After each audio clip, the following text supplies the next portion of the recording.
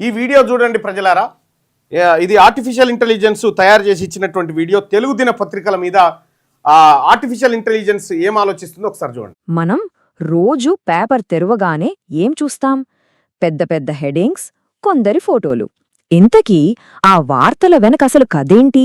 ఆ కనిపించే ముఖాలు ఎవరివి? పదండి, ఈరోజు మన పత్రికల్లోని వార్తల పొరలు విడదీసి చూద్దాం. అసలు ఎవరి గొంతు వినిపిస్తుందో తెలుసుకుందాం. అవును, అసలు మనం రోజూ చదివే ఈ న్యూస్ పేపర్లు దేన్ని చూపిస్తున్నాయి? మన సమాజాన్ని ఉన్నది ఉన్నట్టుగా అద్దం పడుతున్నాయా? లేకపోతే కేవలం అధికారంలో ఉన్న కొద్దిమంది ప్రపంచాన్ని మాత్రమే మన కళ్ల ముందు ఉంచుతున్నాయా? ఇది చాలా ముఖ్యమైన ప్రశ్న. దీనికి సమాధానం వెతుకుదాం రండి. సరే, ఈ విషయాన్ని తేలిగ్గా అర్థం చేసుకోవడానికి ఒక సింపుల్ టెక్నిక్ వాడదాం. అదే న్యూస్ పిరమిడ్.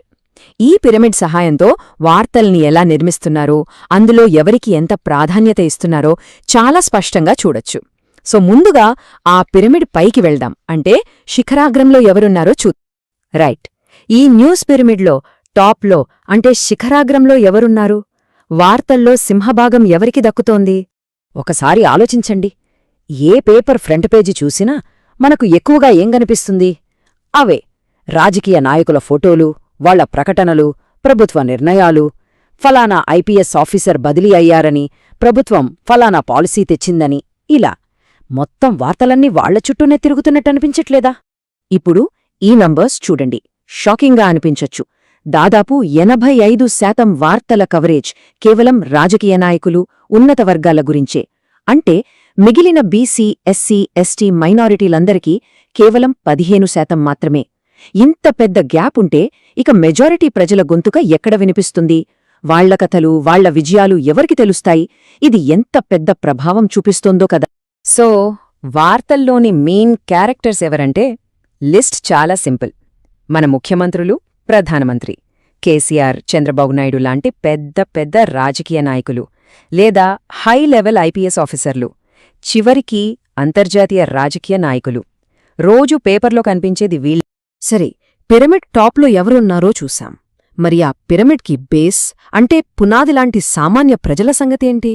వాళ్ళు ఈ వార్తల ప్రపంచంలో ఎక్కడున్నారు? అట్టడుగునా ఎందుకుండిపోయారు? ఫ్రంట్ పేజీలో మెరిసే వార్తలు దాటి లోపలి పేజీల్లోకి వెళితే తప్ప మనకు మెజారిటీ ప్రజల గొంతు వినిపించదు. కాని అక్కడ కూడా ఆ వార్తలను వెతుక్కోవాల్సొస్తోంది. అసలు వాళ్ల గురించి ఎక్కడ రాస్తున్నారు, ఎక్కడ కనిపిస్తున్నారు? ఇదిగోండి అసలు విషయం. కేవలం 10-15% జనాభాలో మెజారిటీ అయిన బీసీ, ఎస్సీ, ఎస్టీ, మైనారిటీ వర్గాలకు వార్తల్లో దొరుకుతున్న స్థానం ఇంతే. ఎంత విచిత్రం కదా! మెజారిటీ ప్రజల వార్తలు మైనారిటీ వార్తలుగా మారిపోయాయి. సరే, ఆ కొంచెం చోటిస్తున్నారు కదా, మరి అందులో వాళ్ళని ఎలా చూపిస్తున్నారు? ఎప్పుడైనా గమనించారా?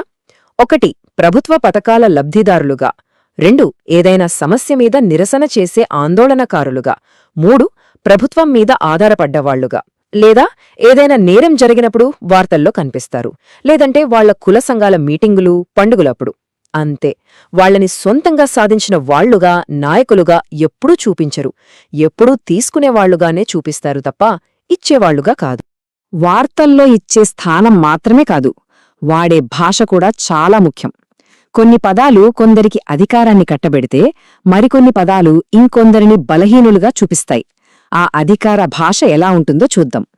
ఇక్కడ ఈ పదాల మధ్య తేడా చూడండి. ఉన్నత వర్గాల గురించి రాసేటప్పుడు అధినేతలు, విధాన నిర్ణేతలు, ప్రముఖులు, పెట్టుబడిదారులు ఇలా ఎంత పవర్ఫుల్ పదాలు వాడుతున్నారో, అదే సామాన్య ప్రజల దగ్గరకొచ్చేసరికి పేదలు, లబ్ధిదారులు, అణగారిన వర్గాలు, గిరిజనులు అంటే వాళ్లకు వాళ్లుగా ఏమీ లేరని, ఎవరో ఇచ్చే సహాయం మీద ఆధారపడి బతుకుతున్నారని చెప్పకనే చెప్తున్న ఈ పదాలు. ఈ భాష మన ఆలోచన విధానాన్ని ప్రతిరోజూ ప్రభావితం చేస్తూనే ఉంటుంది. సరే, ఇదంతా చూశాక ఈ న్యూస్ పిరమిడ్ మనకు ఫైనల్గా ఏం చెప్తోంది?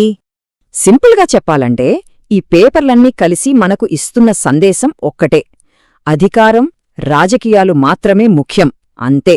మిగతా విషయాలన్నీ, మిగతా ప్రజలందరూ సెకండరీ. వాళ్ల వార్తలు వచ్చినా అవి కేవలం సంక్షేమ పథకాల గురించో, సమస్యల గురించో ఉంటాయి తప్ప వాళ్లను దేశాన్ని నడిపించే భాగస్వాములుగా ఎప్పుడూ చూపించవు. అంటే మన న్యూస్ పిరమిడ్ ఇప్పుడు పూర్తయింది. ఒకసారి దీన్ని చూస్తే అసలు పిరమిడ్కి ఈ న్యూస్ పిరమిడ్కి ఉన్న తేడా తెలుస్తుంది. సాధారణంగా పిరమిడ్కి బేస్ చాలా పెద్దగా ఉంటుంది, అక్కడ ఎక్కువ మంది ప్రజలుంటారు, పైకి వెళ్లే కొద్దీ తక్కువ మందుంటారు. కాని మన వార్తల పిరమిడ్ తలకిందులుగా ఉంది.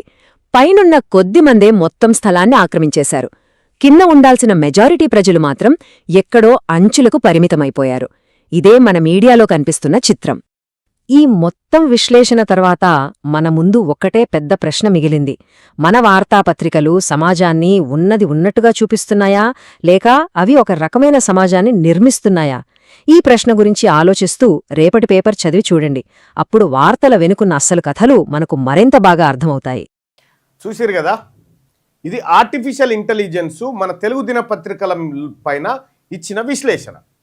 ఈ పత్రికలు ఎవరికి కొమ్ము కాస్తున్నాయి, ఈ పత్రికలలో వచ్చేటువంటి వార్త ఏంది, మన వర్గాలనేమో లబ్ధిదారులు, బాధితులు, అణగారిన వర్గాలు, ఆందోళనకారులు, నిరసనకారులు అనే పదాలేమో మనకు, వాళ్ళేమో పెట్టుబడిదారులు, అధినేతలు, అధిపతులు, ఇగో ఇట్లా. చూసిరు కదా, పత్రికల దొంగ వేషాలన్నీ ఇవాళ ఆర్టిఫిషియల్ ఇంటెలిజెన్స్ బయట పెడతా ఉంది.